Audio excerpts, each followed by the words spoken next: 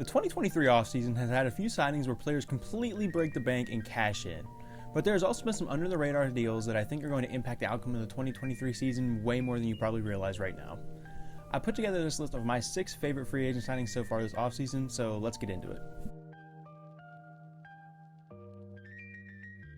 Jacoby Myers did what a lot of people expected him to do this offseason and left the New England Patriots. What we did not expect was for Jacoby to choose to sign with the Las Vegas Raiders on a 3-year deal worth $33 million. I feel like this deal fits Myers' production this far in his career just right. He has never had a drop percent above 5% in his career, which is a really great stat that I feel really sums up Jacoby Myers' game.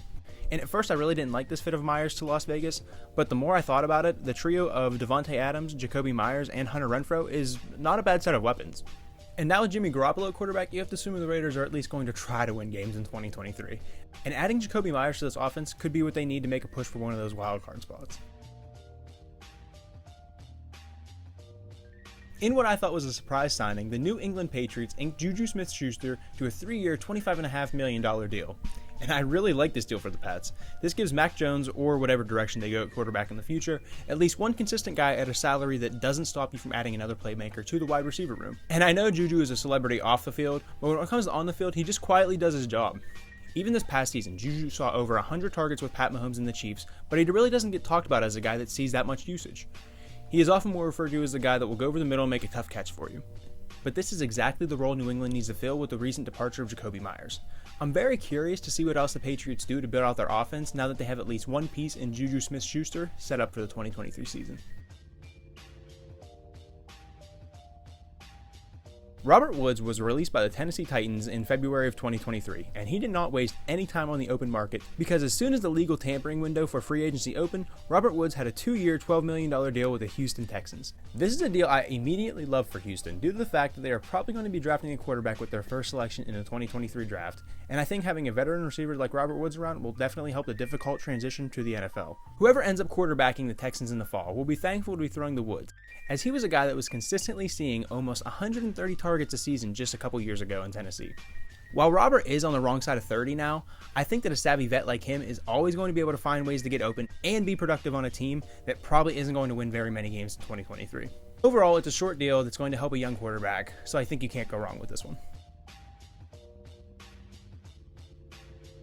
Donovan Wilson is going back to Dallas on a 3-year deal worth $21 million, and it was a nice re-signing for the Cowboys and a very important one at that.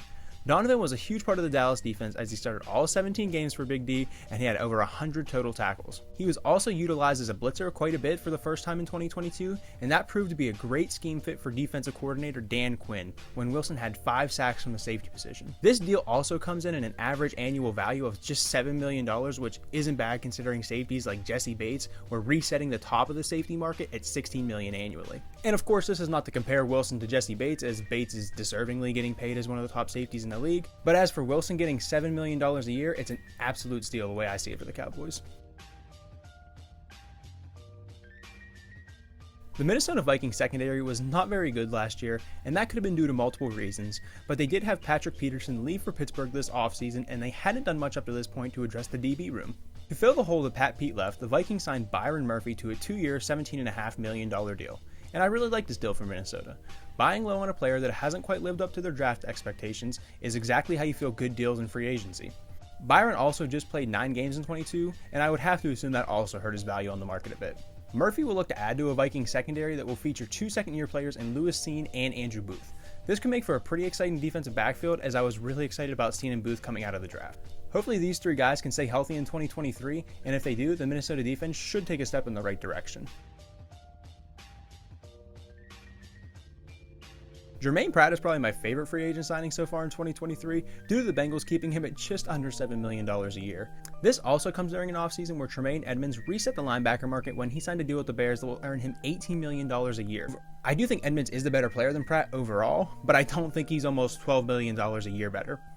I really think this is a tremendous deal for Cincinnati, and they retain a guy that they drafted back in 2018 who's continued to play better and better each year he's in the league. This is backed up by his stats. Jermaine has continued to lower his average yards per reception allowed and completion percentage allowed when targeted. Pratt's progression is exactly what you want to see when you use a 3rd round pick on a guy.